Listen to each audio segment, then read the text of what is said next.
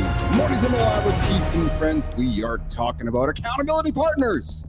How having one can change everything.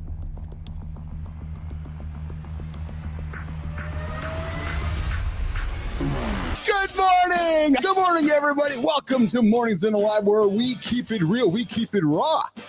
Yeah, we keep it a little unfiltered. I'm your host. I'm Keith Bilous. I'm the child actor today.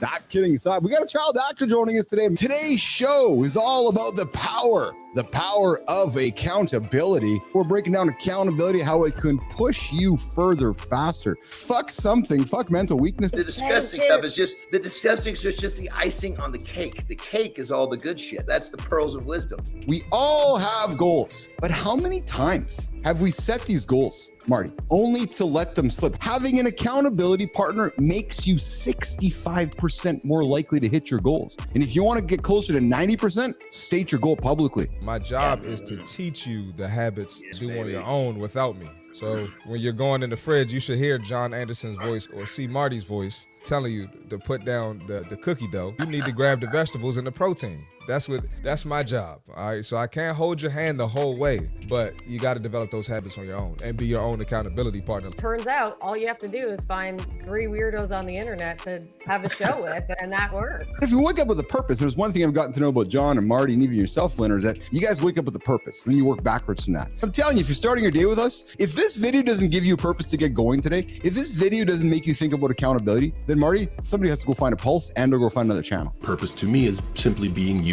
I used to think I was put on earth to be a wrestler. That was it. I was put on earth to be a WWE superstar. And then I started doing a little bit of acting and I'm like, oh no, it's easy. I'm a storyteller. No, I'm a human being, breathing air like everybody else. And I'm significantly insignificant. Did I earn the sunset? Some days I don't, and I motivate myself to try to do it again, but most days I do. Your habits become a system, and now you got a system of life that really serves you. Go back to your story. Go back to what are the things that you have done, your upbringing, your personality, early, late education, early, late career, and try to find themes in what you have done across that timeline. In there likely lies your purpose somewhere. I wake up every single day working on creating the biggest morning show on the planet. I get so excited when I go to bed at night, waking up this morning for what we do here, regardless if one person shows up or 1,000 people show up or 3 people show up. In someone's journey of finding their purpose, they get so good at what they're doing, they realize, okay, it's not just for me anymore. I got to give this to the world. Your accountability partner? Yep, they're useless. True story. No, actually, true story. Yeah, they're useless unless you do the work. They can tell you the truth, but only you can act on that truth. They're not there to hold your hand. They're not there to hold you accountable to your goals. No, they're there to make you hold yourself accountable to yourself. So I think the biggest thing for accountability is making sure they do the exercises. But I like to go a level deeper, which is you're not going to do anything unless you really understand why and what it's going to mean for your life. So this is a tongue twister. It looks ridiculous. It sounds really fucking stupid. But if you do this 5 to 10 times a day in the morning before your first Zoom call, you'll notice people start nodding a little bit more to what you're saying. If you start practicing by raising your eyebrows when you speak, you'll notice people start nodding along with you and asking you more questions and being engaged, because we have mirror neurons, and if you raise your eyebrows, other people are sitting there going, oh, this must be interesting. Is why the secret question we need to be explaining to our clients? Is it that magic button that as a coach or as a mentor or as a leader we often forget about, which is giving somebody the why? Sometimes the person might not even know they need the why to get moving. You want to be the guy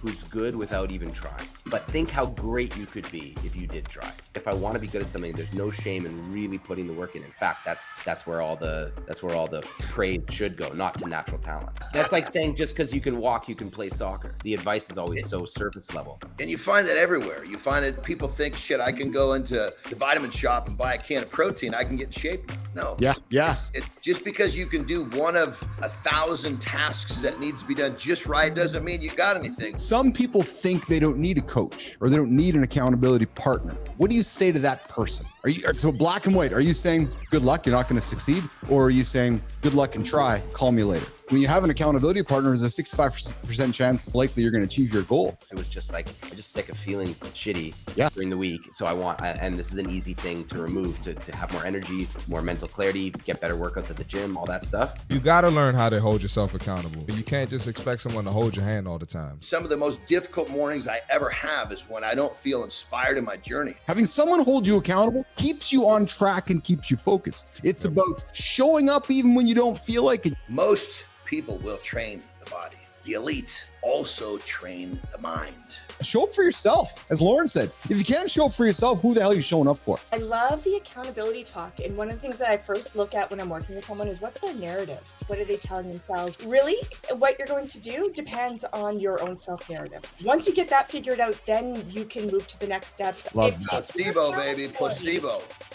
Placebo is just as real as anything. The man who believes he cannot and the man who believes he can are both correct. Whatever it is that makes you believe you can have a good workout, if it's that pre-workout, as long as you're sleeping at night, rock and roll, baby. That is real. Don't think that's a negative thing. The right post-workout nutrition can make a huge difference in recovery and progress. Good morning, Shinku. I see you there. What's up, Whether Shinku? it's protein, carbs, hydration, you got to put something in your body. That's just the bottom line. Stop searching for your purpose outside of yourself. Use a tool like AI to see yourself more clearly. It might just help you find a vision statement, a purpose that actually feels authentic to you, not just another exercise to check off the list. I spent the whole workout burping peanuts. Everybody's having sex, regardless of what type of shape they're in. Everybody has sex. Big, small, tall, short, wide, right? But we don't have a lot of people in shape. McDonald's marketing has got so fucking good that they can convince people to eat a goddamn hamburger over get laid. Turns out men who have sex twice a week are less likely to develop heart disease than those who only get busy once a month. And for women, being sexually active can actually lower the risk of high blood pressure and improve overall health. Constantly change those rep ranges, constantly change the exercises. And I think the thing about this, which we talk about all the time, enjoy it, have fun with this. Because if you're having fun with it, you're going to want to do it next time you train your back. It's not about, I'm not lifting to see how much I can lift. I'm lifting to get that muscle work. I love how she always mentions she's in the no fucks era. I love it. Every day, no fuck. I get to go piss with John Anderson and see Marty piss. If you're gonna say something serious, turn off that fucking filter.